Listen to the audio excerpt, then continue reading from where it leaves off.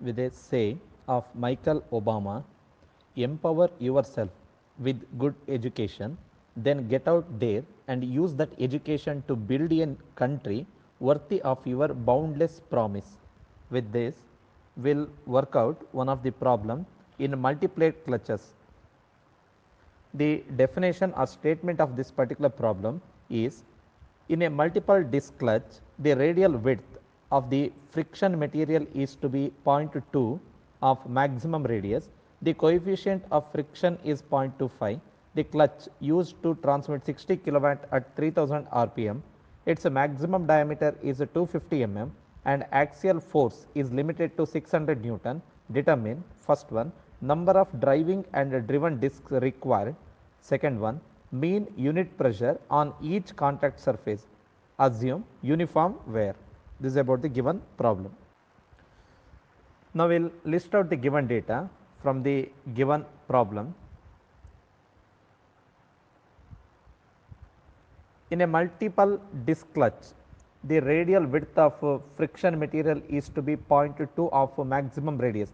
That is, radial width that is equal to 0.2 times the maximum radius. Let us consider radial width of clutch is B, that is equal to 0.2 times the maximum radius, that is outer radius R naught. The coefficient of friction is 0.25, coefficient of friction that is denoted by mu, that is equal to 0.25. The clutch used to transmit 60 kilowatt. So power to be transmitted through this clutch is 60 kilowatt. P is equal to 60 kilowatt or 60 into 10 to 3 watts at 3000 rpm. Speed of that particular clutch rotation is 300 rpm. N is equal to 3000 rpm. Its maximum diameter is 250 mm. Maximum diameter D naught is equal to 250 mm. That implies radius, outer radius is equal to 125 mm. And axial force is limited to 600 Newton. So axial force F suffix A or F suffix, in this case F suffix AW, because the uniform wear condition he has given, that is equal to 600 Newton. Determine number of driving and driven disc required. Number of driving and driven discs required, that is N1 and N2 correspondingly, those two we are supposed to find. Mean unit pressure on each contact surface. Mean unit pressure, that is P, that we are supposed to find, or P suffix A, that we are supposed to find.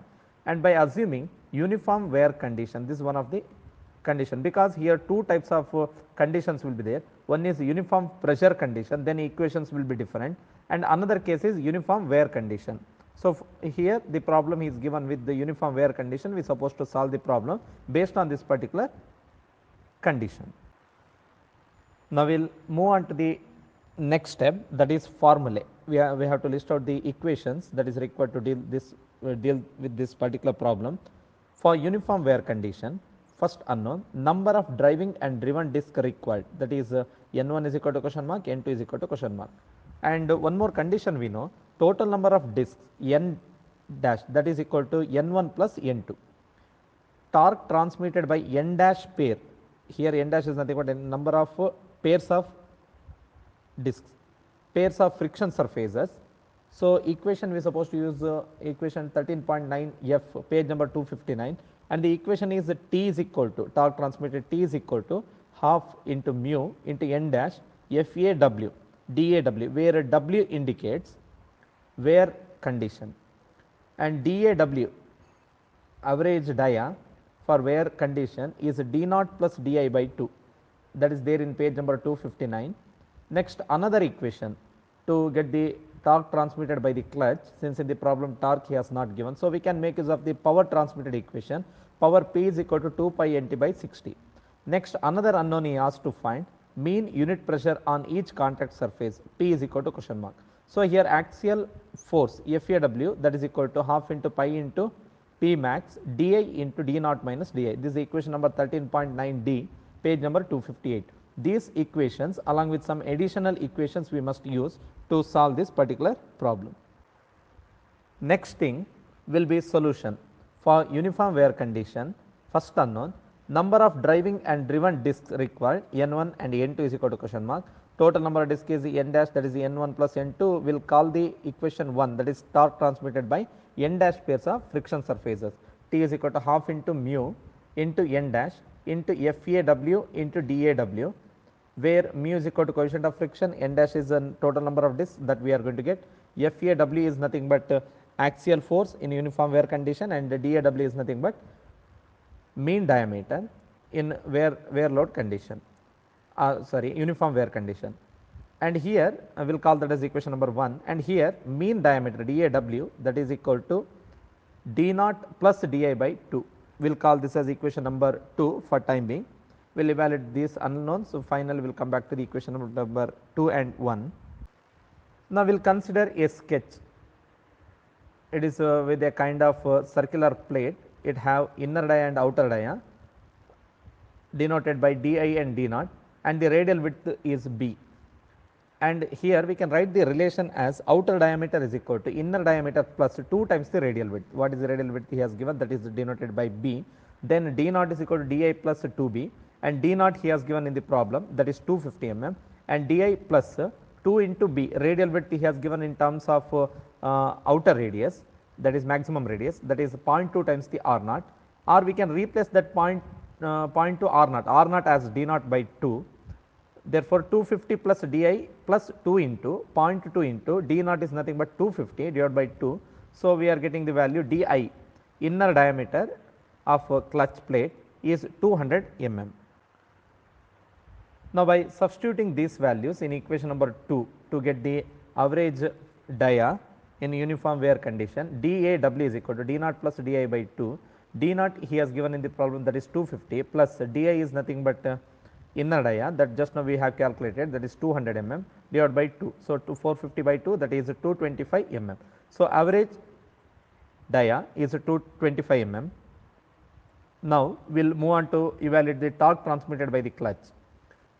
P is equal to, power transmitted P is equal to 2 pi nt by 60. Power to be transmitted he has given in the problem, that is 60 kilowatt, that is 60 into 10 raised to 3, that is equal to 2 pi n, speed of the clutch he has given, clutch plate he has given, rotation speed, that is 3000, into torque we need to find, divided by 60. By simplifying that, we are getting the torque transmitted T is equal to 190.985 Newton meter, or 190.985 into 10 raised to 3 Newton millimeter, because we are supposed to substitute in terms of millimeters. So, I converted this particular into Newton millimeters. Now, we must substitute these values in equation number 1. That equation number 1 is torque transmitted T is equal to half into mu into n dash FAW into DAW. So, T is equal to 190.985 into 10 raised to 3, that is equal to 1 by 2 into coefficient of friction mu he has given in the problem, that is 0.25 into n dash, that is number of friction surfaces that we are supposed to find, into axial force he has given 600 into DAW we have calculated mean dia, that is 225. By simplifying that, we are getting the value 11.31. And here one of the condition is there, active number of surfaces must be a whole even number supposed to be there, because each plate consists of 2 surfaces. So, therefore, n dash, by simplifying that particular n dash, we have to consider a whole number, even number. So, n dash is equal to 12. Next will be number of discs on driver shaft N1. So, that can be evaluated by using equation N1 is equal to n dash by 2 or 12 divided by 2. So, N1 is equal to 6. Normally, this driver discs number supposed to be less by 1 than the driven shaft. So, in driven shaft, number of discs N2, that is equal to n dash by 2 plus 1. So, n dash is 12 by 2 plus 1, n2 is equal to 7. Else we can use one more equation, that is n2 is equal to n1 plus 1. So, that is also we are getting 7 only. So, therefore, total number of discs if it is required. So, n1 plus n2, total number of discs n1 is 6 and n2 is equal to 7. Therefore, total number of discs, that is equal to 13. Now, next unknown will be mean unit pressure on each contact surface. So, now that can be calculated. Here 2 different pressures we are supposed to find. One is a limiting mean unit pressure and another one is for actual mean unit pressure. Now, first one will go, that is limiting mean unit pressure. In this, what we have to do is, we are supposed to consider only the P max.